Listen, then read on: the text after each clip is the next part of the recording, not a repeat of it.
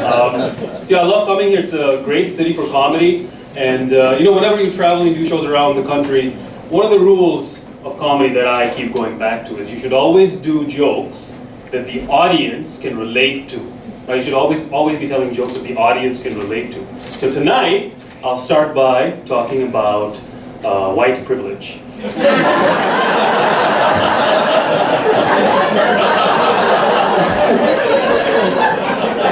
Specifically, how it's coming to an end.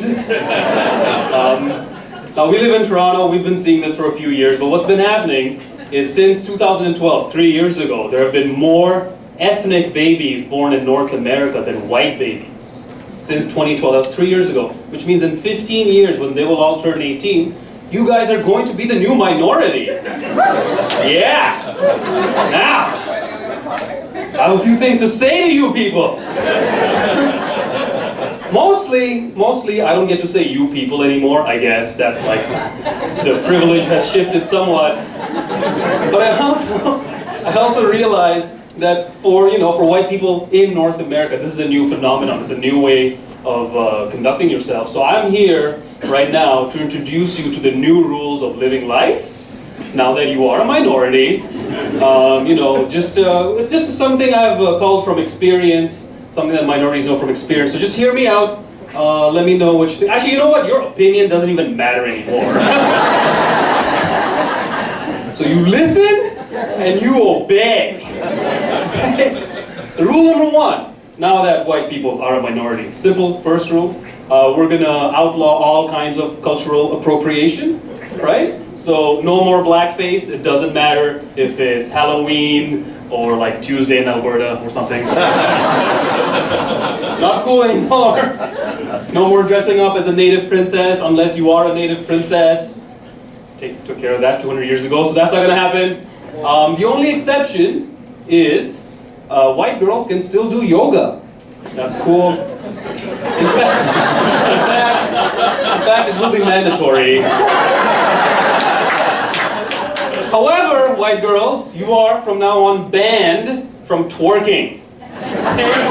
Bad at it, it sucks, it just has to stop immediately. Nobody wants to see that. Rule number two, now that the white people are a minority, we're gonna make some changes to the military.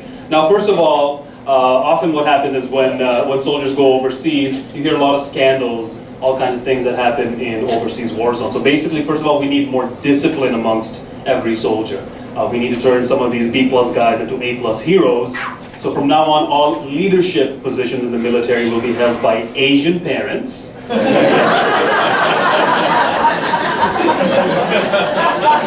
And to avoid torture scandals, from now on, all interrogations will be done by Jewish moms.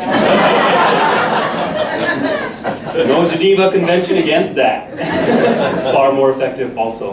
And lastly, now that white people are a minority, from now on, all gatherings of Caucasian youth will be deemed suspicious and immediately investigated. We don't care if you're just camping.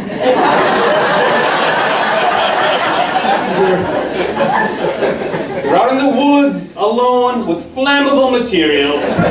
The rest of us kind of looks like a terrorist training camp. Pretty sure that's how ISIS started. Yeah, changed some things around.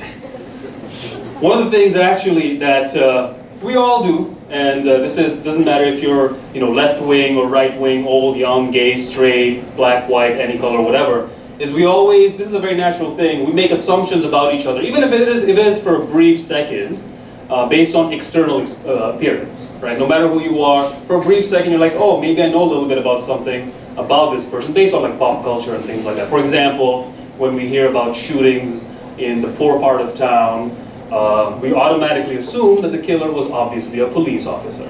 So, it's just how we navigate the world, right? And people like myself, visible minorities, are also obviously subject to this sort of thing. In fact, the assumptions people make about me have evolved over time, and they change based on context, is what I've noticed. I'll give an example. Obviously I'm a comedian, so I take public transit, right? And so what happens, I've noticed is if I'm on the bus and you smell weed on the bus, the entire bus assumes it's me. Their eyes lock on. They just lock onto me, and I can almost see the racial math going on. Like, well, I've seen the Harold and Kumar trilogy. Brown guys really love weeds. Must be him, right? But the thing is, it probably is me. I have a joint on me right now. If you can smell it, yeah, it is me. So, but you know, naturally, it's not an assumption you should make, but everybody does. I don't blame anybody for doing that. However, I've noticed that all things being equal, one small change in my circumstance changes the outcome. Like, people don't figure that I'm the source of the weed on the bus. If I'm standing next to a black guy, think about that for a second. You know what that is? Everybody assumes it's him. Even if he's better dressed than me, he's dressed like a banker, even if I look like the world's biggest pothead, somehow it works in my favor. Now people look at me and they're like, well, that guy's eyes are red. He can barely keep them open. Food stains on his clothes. He was probably up all night studying for med school. That's what happened. Hope he doesn't get corrupted by Kwame sitting next to him over there.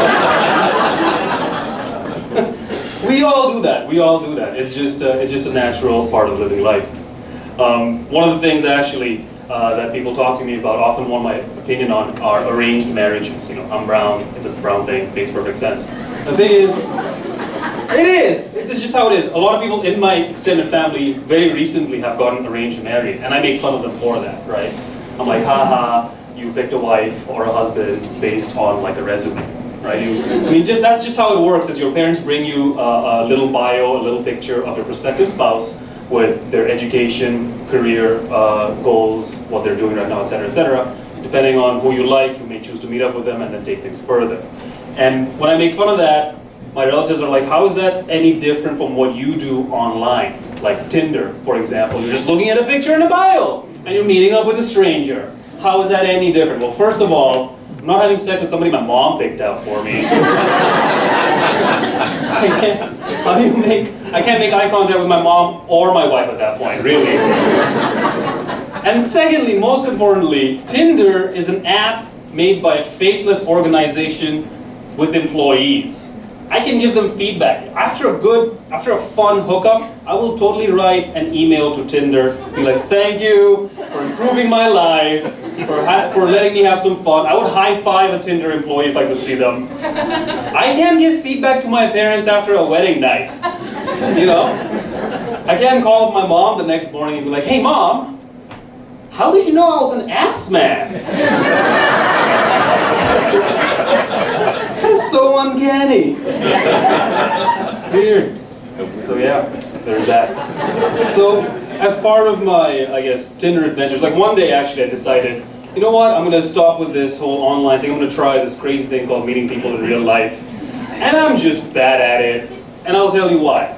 I read this study very recently that said, for some women, the birth control pill changes their taste in men. You know? Anybody here want to admit to that at all? Okay. It's a study, it's on the internet, and apparently it's been going around for a little while. The problem is I didn't really read through it. All I know is, according to this pill, maybe normally you're into like really big, like masculine lumberjack types, and then you pop the pill, and now suddenly it's just vegan, lactose intolerant, gluten-free guys all day. It flips the switch. Apparently, right? So you're into one kind of guy, and then it switches it over to another kind of guy. So I'm out at this bar one night, and you know, I saw this girl. I'm like, you know what? I'm going to talk to her. I'm going to go up to her, be a human being. I'm going to talk to her, trying to get her number. And she wasn't having any of this. She was kind of like, eh. And I'm like, you know what? Maybe I'm just rusty. I'm going to try to be charming or whatever. And then finally she's like, you know what, man? Don't worry about it. You're not my type. And I'm like, well, I know of a pill that will change your life.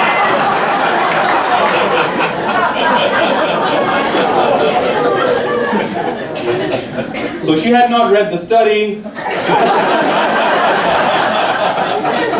I thought I was being funny. She thought I was the world's most incompetent date rapist. Just